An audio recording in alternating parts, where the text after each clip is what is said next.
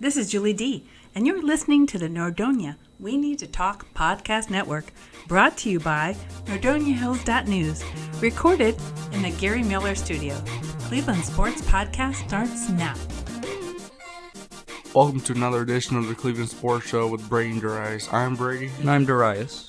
Today we will be talking about how the soccer playoffs have been playing out, and then we will go into the college football with the Ohio State Buckeyes, move into the NFL Week 11 for this week, and talk about the Browns' past win, and then finally move into the NBA action and everything that has been going on with the Cavs.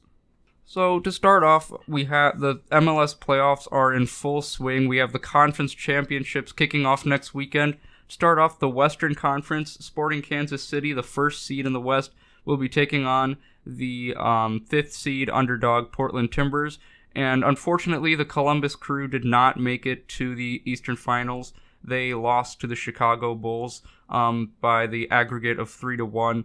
And the New York Red Bulls will be taking on the Atlanta United. In the Eastern Conference, New York and Atlanta were the top two seeds in the conference in the regular season. So it's going to be an extremely riveting matchup. Cannot wait.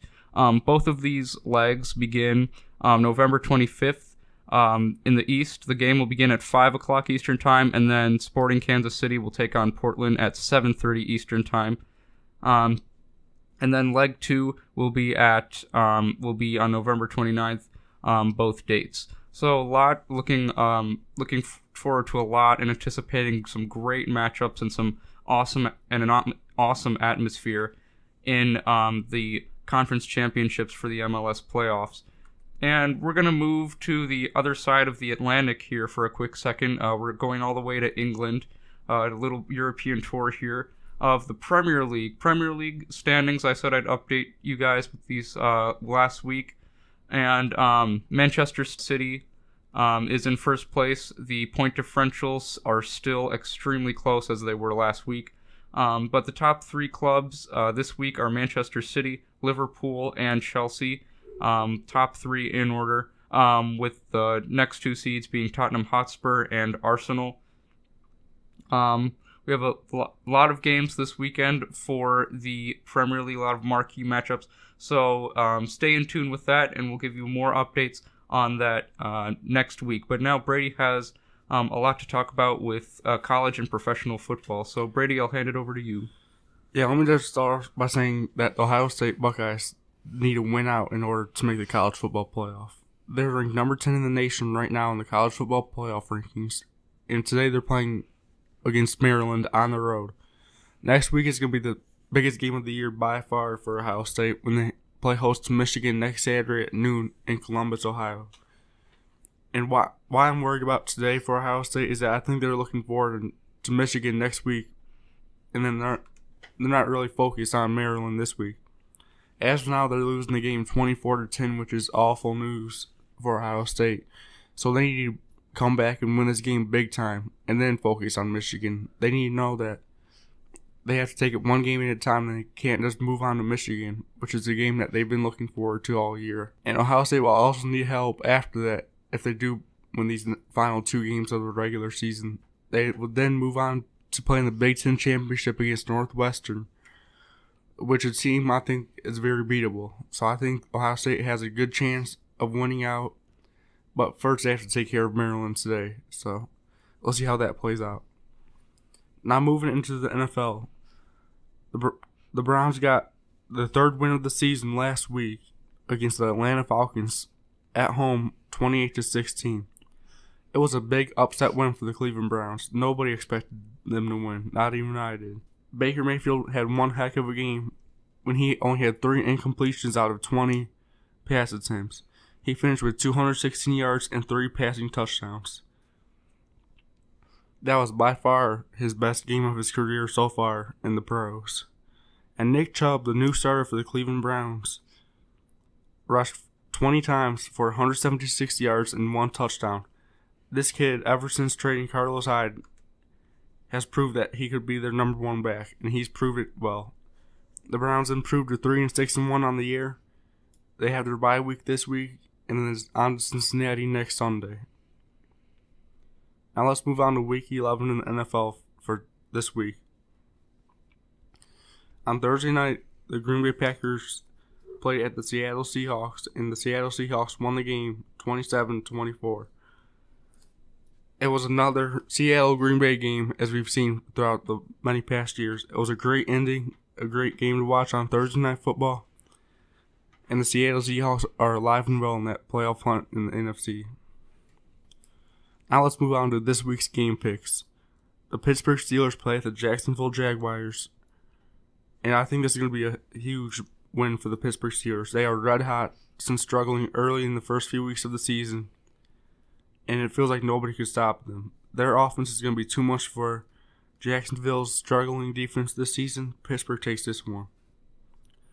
Houston at Washington. Houston and Washington are both 6-3. And Houston has won 5 in a row. Houston is coming off a bye, and Washington is a bit beat up on their offense. They have a decent amount of wide receivers out. Their offensive line is beat up. And I think Houston takes care of this game on the road at Washington. The Tampa Bay Buccaneers at the New York Giants. Since starting off the season 2-1 with Fitzmagic, the Tampa Bay Buccaneers are now 3-6, facing off against the 2-win Giants, who just won a thriller on Monday Night Football last weekend on the road at the 49ers. I think the Giants take this one at home against the team that has the most turnovers on the year. Giants win big. The Tennessee Titans at the Indianapolis Colts. Both teams are red hot. Tennessee just had a huge upset win at home against New England last week, and the Colts are riding in on a 3-game winning streak. I got the Colts at home in a very close one, and they take over second place in the AFC South. Carolina at Detroit. I think the Detroit Lions are a very disappointing team for this season so far. They have beat New England at home, but then they lose games to the Bears and other teams. Even though Detroit is at home, I think Carolina wins this game on the road to keep their hot streak going. And Detroit is going to be coming off a short week playing on Thanksgiving against the Chicago Bears, a very tough team to beat. The Cincinnati Bengals at the Baltimore Ravens. Joe Flacco, the quarterback of the Baltimore Ravens, is listed as doubtful for tomorrow's game. The Cincinnati Bengals are coming off of a huge 52-14 loss against the red-hot New Orleans Saints last week at home. I think, regardless of who the quarterback is, I think Baltimore wins this one at home. The Dallas Cowboys at the Atlanta Falcons. This is a very tough game for me to pick because both teams are very inconsistent. They have both beat good teams, but then they have both lost to bad teams. The Dallas Cowboys are coming off a road win at the Philadelphia Eagles last week, and the Atlanta Falcons are coming off a disappointing loss to the hometown Cleveland Browns. I think the Dallas Cowboys offense keeps rolling in this one and gets an upset win on the road. The Denver Broncos at the Los Angeles Chargers. The Denver Broncos are 3-6, while the Chargers are a sleeper 2-loss team. I think this could be an upset on the horizon, but I think the Chargers take care of it at home. The Oakland Raiders at the Arizona Cardinals. I think these are probably one of the 2 worst teams in the league. The Oakland Raiders are just a trash team right now. They have nothing going for them, and I see Arizona taking this one at home. The Philadelphia Eagles at the New Orleans Saints.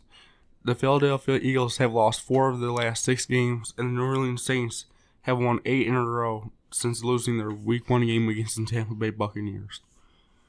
The New Orleans Saints have scored at least 35 points in the first half alone in the past 2 weeks. I don't know if they keep that one going, but I think they move on to a 9-game winning streak and a huge blowout win at home. Sunday Night Football, the Minnesota Vikings at the Chicago Bears. This is Chicago's first Sunday Night Football home game in many years. I think the crowd fires it up, and the Bears defense is going to be too much for the Vikings. It's going to be cold. It's going to be a fun game to watch. And I think the Bears take full control of first place in the NFC North for now. The Kansas City Chiefs at the Los Angeles Rams in the game of the week on Monday Night Football. This game was to be played in Mexico City on Monday night, but due to poor field conditions, it was moved back to LA. And I think this is going to be a huge advantage for the Los Angeles Rams. Both teams are 9-1. They both have very good offenses. But I think Kansas City somehow pulls this one out late in a huge upset win on the road. And the Los Angeles Rams are without wide receiver Cooper Kupp for the rest of the season due to a torn ACL suffered that last Sunday. That is a huge loss for the Rams, and I see them losing this game in a very close game in a shootout at home. Now to move on to the NBA. Now to start off with the NBA talk, Jimmy Butler has been traded to the Philadelphia 76ers, and he has already been making a pretty good impact on the team. What are your thoughts about the trade? This is a trade that really benefited both sides in my analysis, Brady, because if we look at it on the other side in Minnesota, the Timberwolves are 2-0 with their new acquisitions of Robert Covington and Dario Saric. Likewise, the Philadelphia 76ers were able to be victorious against the Jazz last night, and Jimmy Butler had his most impressive performance yet as a 76er. He had 28 points. He shot 12 for 15 from the field and 2 for 3 from three-point range, not to mention the fact that he had 3 rebounds, 7 assists, and 2 steals. This was a far cry from his performance just a few days ago against the Orlando Magic in Orlando. He only had 14 points, shot 50% from the field. He only attempted 1 3-pointer, which he missed. And then he had 4 rebounds and 2 assists. So I think Jimmy Butler, with the demeanor what he has, with the mindset of him always wanting to get better, I think that for sure I'm expecting some great things from the Sixers this season, and I really think that Jimmy Butler really helps them now compete with teams such as the Raptors and the Celtics, and I think it makes the 76ers now better than the Pacers. I think the 76ers would be able to also beat the Bucks, given the fact that they now have Jimmy Butler, and I think this is a much better fit for him rather than the Houston Rockets. I think now the 76ers really have a true leader, someone with experience, not someone who's only been in the league for only a couple of years. So I definitely think that this is a huge acquisition for the 76ers. But like I also said, the Timberwolves are also finding success now with Karl Anthony Towns, Andrew Wiggins, and Robert Covington with Dario Saric. Those new acquisitions, I think, also can really help the Timberwolves make noise as well. So a lot of positivity, I think, on both sides for this trade.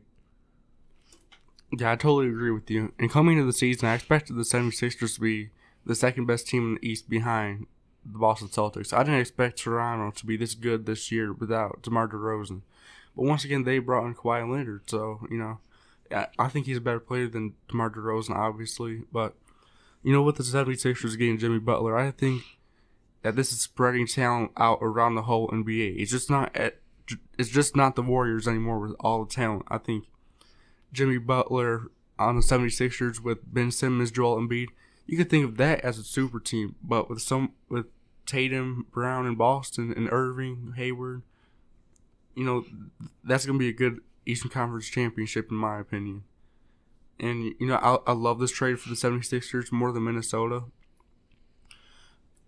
And I think Minnesota did gain a lot for Jimmy Butler, so I think it helps both sides like you said. And I see the 76ers driving well for the rest of the season. You want to start the Warriors? Yeah, so now Brady and I just talked about a lot of positivity flowing around the NBA, especially with the Sixers and the Timberwolves. However, positivity doesn't come around to every team, and this week the defending champions Golden State Warriors experienced an extremely harsh situation between Draymond Green and Kevin Durant. Apparently, this Monday's matchup, the Clippers hosted the Warriors, and the game was tied at 105, and Kevin Durant was asking for the ball from Draymond Green in a clutch situation, and Draymond Green just took the ball himself and tried to make a play and was unsuccessful. The game eventually went into overtime where the Clippers were able to prevail against the defending champs. In a situation where a lot of us thought that, okay, this was just Draymond being himself, we know he always acts like this. This actually, Brady, and I don't know if you'll agree with me on this or not, it really escalated to what a lot of people didn't expect it would escalate to. The Warriors organization themselves actually suspended Draymond for the next game without any pay, and Draymond Green came back this past Thursday from his suspension in Houston, where the Warriors faced the Rockets. And I don't know if you know this, but Stephen Curry is out about 10 games with a groin injury. He'll be reevaluated in the next few days. But the Warriors got blown out by 21 points to the Houston Rockets. Now, the Houston Rockets obviously look better without Carmelo Anthony, but given the fact that the Rockets really don't have the pieces that they have as they did last year, and they still blew out, the defending champs by 21 points. Kevin Durant only had 20 points in 30 minutes. He was 6 of 15 from the field. He was 0 for 2 from 3. 5 rebounds, 2 assists. I mean, that's not the Kevin Durant that we all know and love. And I think really the situation from Monday and how it escalated, I think affected his performance. And I don't think it only affected his performance, but I also think it'll affect the decision he makes this upcoming summer when he's a free agent. It might really, I think that he really should consider leaving, given the fact of that. Draymond Green is quoted for saying that the Warriors don't need him anymore. So if I'm Kevin Durant, if I'm not needed anymore, why waste time? And I would think to part ways. Brady, I'm interested on what your thoughts on all this commotion is. What's your opinion on this? And let me start off with when they suspended Draymond Green. At the time when they suspended him, when the news broke, we didn't know what the exact reason was, and that later became known to us that the reason why they suspended him was because he told KD that, we don't need you. We won without you. And, I agree with the Warriors' decision for suspending him for that. He needs to learn that he's still on their team for the rest of the season for sure. And that they need to work together to get to another ring. And what I'm seeing is that Draymond Green wants to be a more important role on the Warriors. And I think he feels like ever since KD has come in, he's taking a lot of things away from him. And, I feel where Draymond Green's coming from. And, I like that he's, kind of sticking up for himself. Like, I wanted to take the shot. He felt like he could have made it. He didn't. He failed. But, Draymond Green has been this type of player. He's been enthusiastic about a lot of things. And I think he needs to learn how to cope better with Kevin Durant. Because right now they're struggling. But don't forget that this stretch has been without Stephen Curry.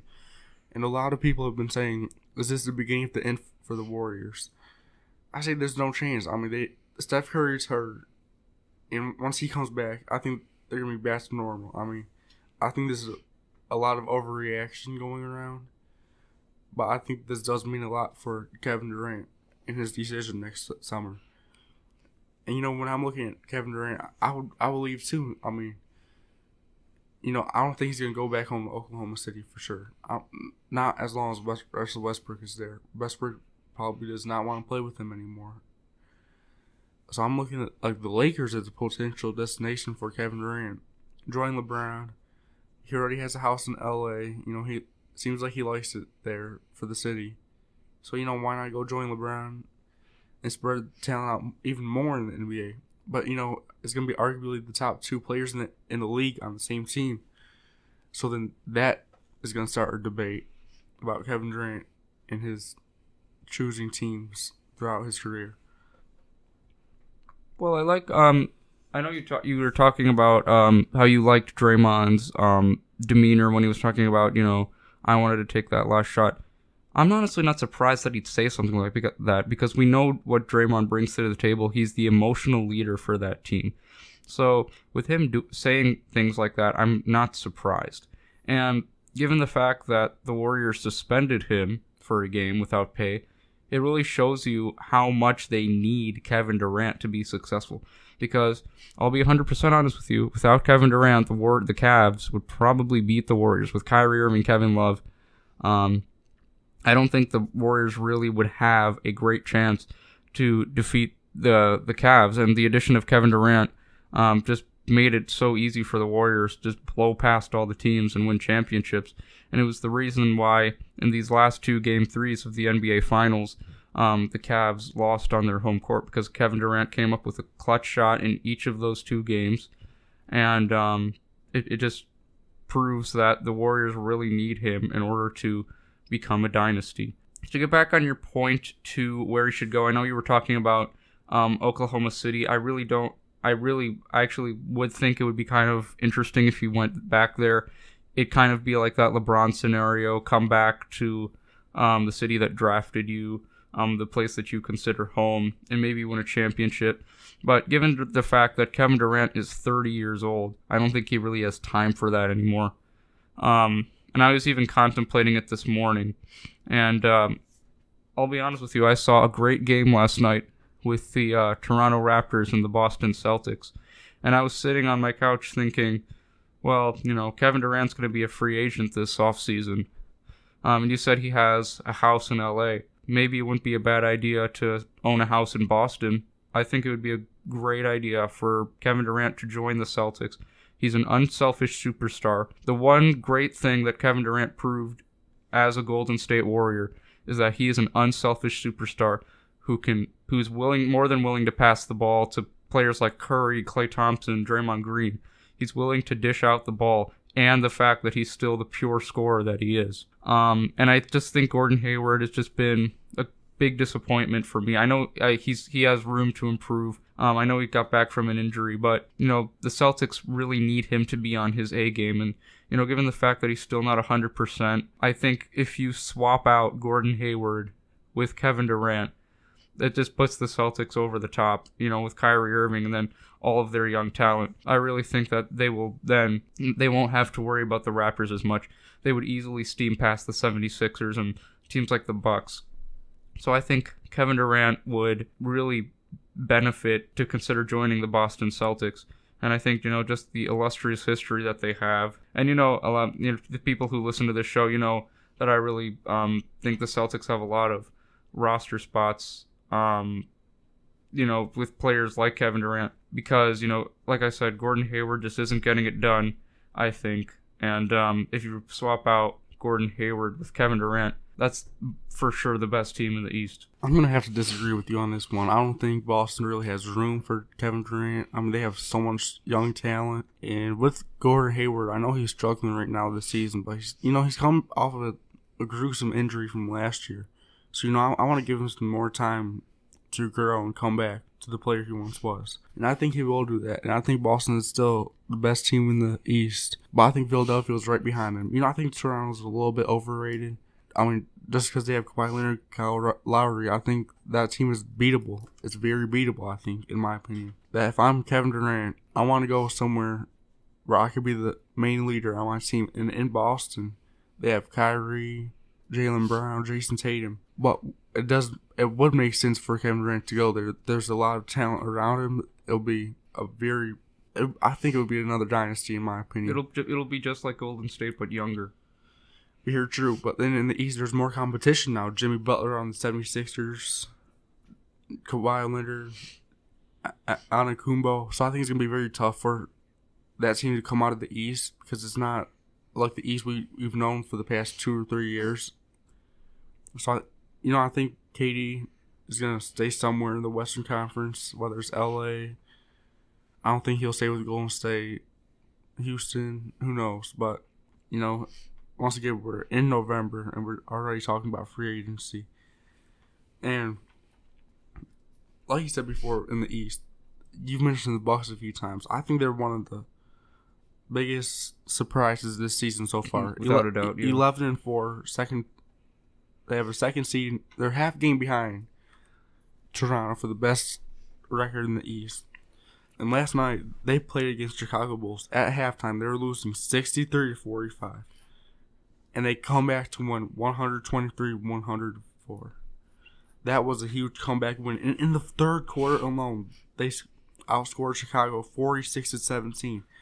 And I'm watching this game on my couch tomorrow, and I'm like, wow, the Bucks really. are a very strong, competitive team. They come back from down 18 at halftime.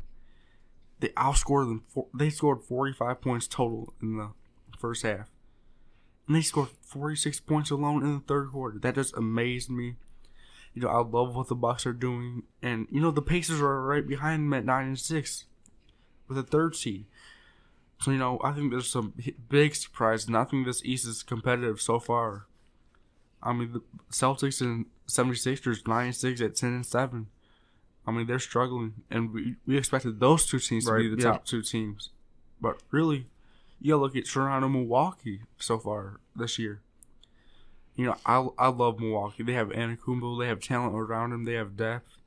I think Milwaukee could make a run. But since Jimmy Butler joined the 76ers, I don't know why, but I have a big feeling that the 76ers are going to go far in the playoffs. A lot to talk about with what you just said. Let's not forget that the Milwaukee Bucks played the Chicago Bulls last night. Let's just say what it is. No one's taking the Bulls seriously. As impressive as they were in the first half, they've obviously showed that they can't maintain what their goal was. They shot a lot of threes. Justin Holiday was on fire last night. You said you watched that game the first half. Justin Holiday was on absolute fire, just shooting threes. But I had a feeling, Milwaukee would bounce back, and then they cut it to 10. They were cutting it just smaller and smaller, and I just knew that, I'm not surprised because these are the Chicago Bulls who are 4-12 and are 2-8 on the road in their last 10. They're 2-6 on the road, 2-8 in their last 10. But once again, even though it's the Bulls, it's hard to come back down 18 to any team, no matter who they are. I get what you're saying. The Bulls aren't the Bulls that we used to know when Derrick Rose was on there, Jimmy Butler. But I still think it's a big win for the Milwaukee Bucks to keep their season going. And I want to talk about the Lakers real quick. They were struggling in the beginning of the season. They were below 500 for most of the time. And now all of a sudden they're 8-6. They're 7-3 in the last 10 games, and they've won 4 in a row. Yeah. So I think that talk about, are the Lakers really good with LeBron? I think we could take into consideration with how the West has been struggling this year, in my opinion, is that are the Lakers a top 3 or 4 team in the West? And in my opinion, they are with LeBron. And don't forget, LeBron had 44 last night. He passed Wilt Chamberlain, and he's one of the top 5 scorers now. It's just incredible. Yeah. That was an incredible performance that he had. I think LeBron's back. I mean, he was struggling the first few games. He was missing a lot of free throws. But statistically wise, this has been his best free throw shooting year in a few years. So, I think LeBron is leading this team finally after starting off slow in the season. They're 8-6, 1-4 in a row, like I said. And really, I think the West is wide open for between the second seed and down from there. I mean, Golden State obviously going to get that first seed, 12-4. I mean, they're still 12-4 without Curry these past few games and everything that's been going on. And I mean, Houston, I think, has been the biggest disappointment. 7-7 on the year. They have won 3 in a row though, so I'll give them that. They've started to heat up a little bit. So I think this West is very wide open. Anybody could finish anywhere, in my opinion. Well, don't forget Houston. They just parted ways with Carmelo Anthony, so I think that they're closer to where they were last year. Not saying that Carmelo Anthony is a horrendous player. I don't think that just his ball dominance, how much he needs the ball. I don't think he was the right fit for that team. So I think the Rockets, if they go on a little streak here, they'll be back to one of the best in the West as they were last year. I still think Kevin Durant should go to the Celtics. Just we'll close this segment on this. I know you said it's November, it's early. You're right, but let's be honest here. We wouldn't be talking about Kevin Durant's free agency if it wasn't for this event with Draymond Green and KD. So I think with my analysis of the Celtics roster, that's the best route for him to go. Just think of it'd honestly be like a renaissance. It'd be like a Mona Lisa of basketball. You have Al Horford at the center spot. You have Kyrie and Jaylen Brown as your starting guards. And then you have Tatum. Could you imagine a front court of Jason Tatum and Kevin Durant and how just effective that would be? So I'm thinking of that, and I'm just thinking how great the Celtics can be. And you were talking about how the 76ers could challenge. Like I said, I think the 76ers improved, but I still don't think I still think that they're going to have to prove themselves against the Toronto Raptors. And I think the Celtics will still eventually win the East. But, in terms of Kevin Durant, Boston's the way to go. Yeah, and, I still don't see Boston landing him. I think there's a good chance, but I don't think that they land him in the offseason. But, it's November, so I want to focus on what's happening now in this season. And it's a long season, so we have a lot more to talk about throughout the season. Now, to close out the show, let's talk about the league worst 2-12 Cavs. And somehow they're only 4.5 games out of the 8 seed. So, man, this has been a struggling season. I really don't know what to say anymore. I mean, once again, they're without Kevin Love. So, how much could you expect from them? And, I love what Colin Sexton has been doing. I've been seeing reports that, he doesn't know how to play from the veterans and stuff. But ever since he's been in the starting row for the past few games, he's been putting up his best numbers of the year. 17 points per game. And, I mean, I think the Cavs, they have potential to make a run for the 8 seed. I think they do. There's no way. Once Kevin Love comes back. And this team has been competitive. I'll give them that. They are not giving up. And, I mean, they've had some very close games. They made it close against Oklahoma City for a while, but then fell off in the fourth quarter. And then they had a close game against Orlando. They lost by 1 against Chicago. So, they're having close games. But they just need to learn how to finish. And I think once Kevin Love comes back, they'll know how to do that. I just want to say that the only 2 wins this year I've been there, so I feel like I need to go to a few more games to keep it going. You're like their good luck charm. Yeah, 2-0 when I'm there, and their only 2 wins have been at home against Atlanta and Charlotte. I mean, Atlanta's 3-12, so they're not that good. But then Charlotte 7-7. They've made it competitive this year against the 76ers. I've noticed. So, in my opinion, the Cavs just need a star. I mean, I don't think Kevin Love is that star that they need. I think they need a guard or a forward. Like, I really wish they got Kemba Walker last year. They probably should have tried to get Jimmy Butler. But, I just want to wait. This Wednesday, LeBron James comes back to Cleveland for the first time. And I think it's going to be... What do you expect from the fans? Well, Brady, I'm actually going to that game. So, I'm super excited to go to that game. I'll give you my analysis on the Cavs here in a couple of minutes, but you brought up the Lakers-Cavs game. I've been waiting for that game. My mom got me tickets for her and I to go last August because it was my birthday on the first day of school. And she said we have tickets to the Lakers-Cavs games. And I am pumped. I am extremely excited for this matchup. Now, to get back to your question on the fans, I think it's not going to be like when LeBron came from Miami for the first time. No one's going to be booing him. No one's going to be saying quitness. No one's going to be calling him a coward or anything like that. I think it's going to be, honestly, the complete opposite. I think when the PA announcer, when the starting lineups for the Lakers are announced, I think, I don't know what others will do, but I for sure will give a standing ovation just for the championship he brought to the city of Cleveland and Northeast Ohio, and just everything he's done for this organization. He made the Cavs a relevant organization. He's the reason they went to 4 straight finals, 4 straight conference championships.